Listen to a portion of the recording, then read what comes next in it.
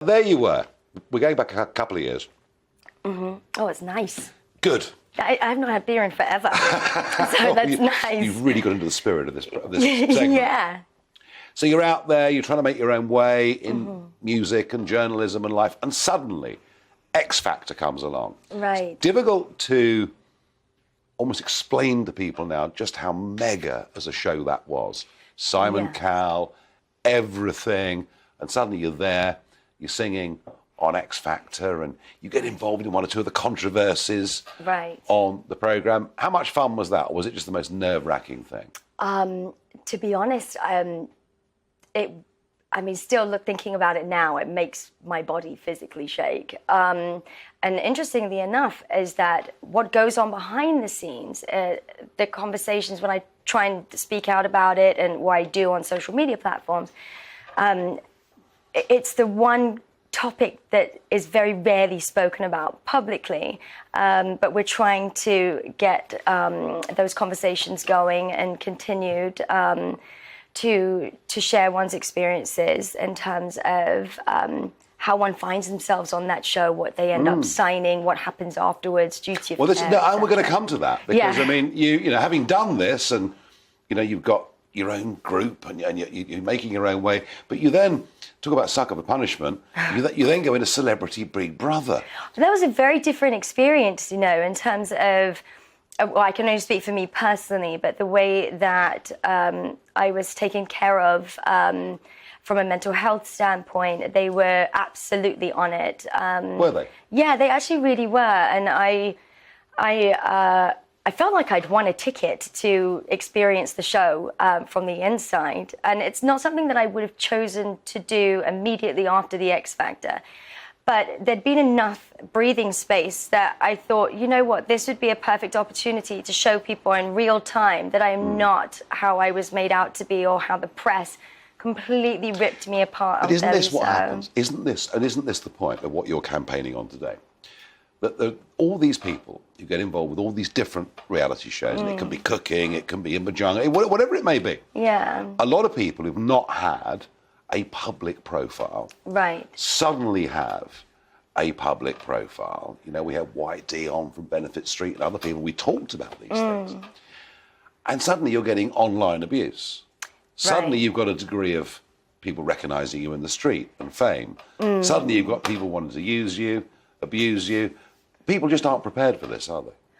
No, and do you know what? Nor should they be expected to be either. And I think that the narrative that is very heavily spun by press and media, which is often found to be kind of fed into by either production companies or PR departments, with or without someone's acknowledgement of it, I think it's very unfair for somebody that doesn't have either experience or training in the industry in terms of press and media training, to then be faced with such a huge amount of commentary, whether positive or negative, and doesn't have an independent, almost chaperone, so to speak, to guide them through that process and what that looks like.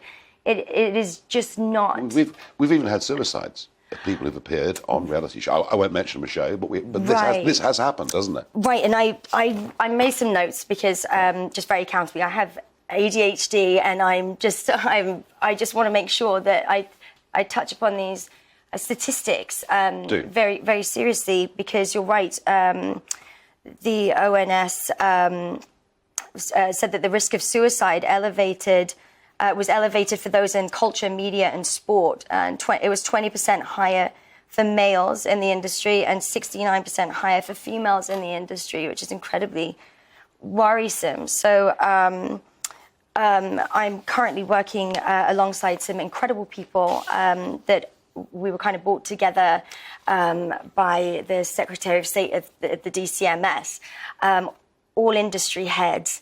And here I made some notes on, because this is important. So it's a cross-industry roundtable committee that we're working on creating an independent standards authority to prevent, monitor, and protect against bullying, harassment, discrimination, etc.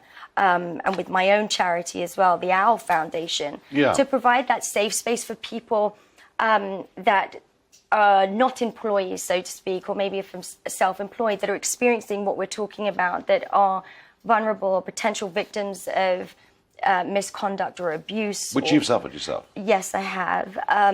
To turn to for mental health support and legal advice and guidance through that process. Because right now, it's like finding a needle in a haystack in terms of looking for the right law and legislation. Is there not a responsibility here on the programs themselves? 100%. 100%. But the problem is that we often find ourselves facing, or the research that I've been doing independently, is that nothing for the either contestant, participant, or whether they've agreed to sign up to a show like that or not, is independent, that you're not offered independent legal advice or an independent doctor to go and see. It all comes from the source. So you're absolutely right. They have neglected their duty of care policies and protocols, and the Roundtable Committee. Because they just want to make money. Well, look, I understand to a certain extent a commodity. They are investing their money into providing entertainment, but don't get me started on that. But not at the expense of people's fundamental human rights and safety and well-being. I mean, if you think about minors, vulnerable adults that are thrown into a situation that they don't know what they're signing, they don't have somebody there to say, actually, advise them and help. Nothing, no, I know. No, and they end up sending their lives away.